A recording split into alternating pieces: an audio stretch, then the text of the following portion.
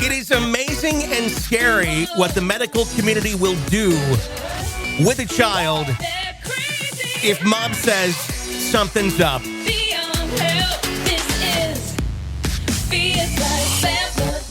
Here's another Mother of the Year award nominee in Oklahoma, which, by the way, child abuse reportedly punishable by up to life in prison.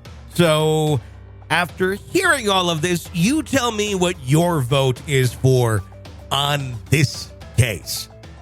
It's absolutely scary thinking about what the medical community is willing to do just based on the word of a mother without doing any testing, without doing any sort of research. Just, oh, you say this? Okay, let's put a feeding tube in him. Why aren't we looking a little deeper at this? And the dad's even saying, and they're not together, but the dad's like, no, he's not doing any of this stuff when he's with me.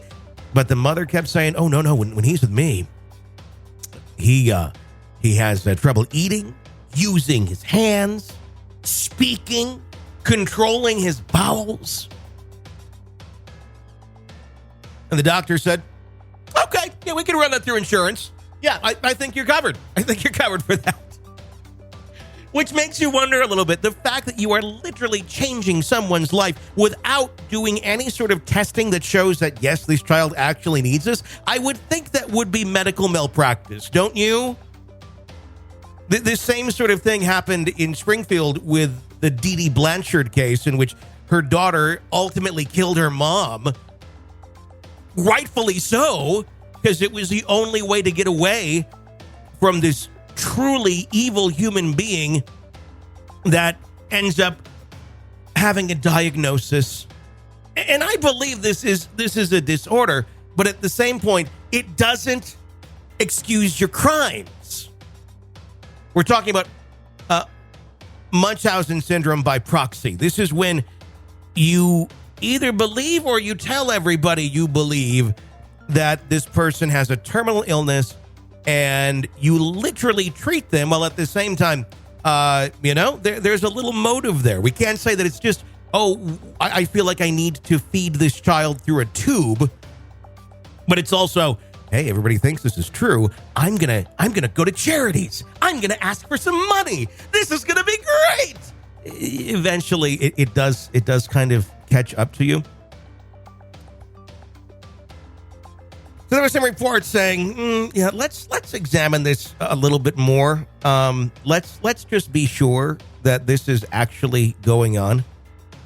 So kept the boy in a feeding tube for nearly 4 years. Did not add the necessary vitamins or minerals to it. 4 years. Yeah, this kid's not going to be messed up for the rest of their life, are they? No. Son eventually had to be hospitalized for malnourishment, hair loss, and other issues. And that's when somebody finally said, we can keep running this through insurance, though, and they're a good customer. Now, this is getting bad. This is getting bad. We shouldn't be doing this anymore. She left her son in such horrible hygiene. He's in double diapers, literally filled with urine and waste. Caused yeast in his blood, urinary tract infection, bacterial infections. Of course it would. And then when they dug deeper, they're, mom has this mental illness, Munchausen syndrome by proxy. All of the symptoms, treatments, based on Keys' personal account, not based on testing. The child removed from mom's house, hospitalized, granted full custody to dad. Probably should have been done a little bit sooner, don't you think? But if mom says it, it needs to be done, right? I mean, because it's mom. All moms are right. All moms are completely sane, right? So she eventually does get arrested. Jury indicts her.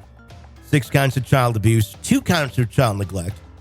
She's ended up found guilty on 2 counts of child abuse recently, but not guilty on 2 charges of child neglect. Now, how that makes any sense, you got me.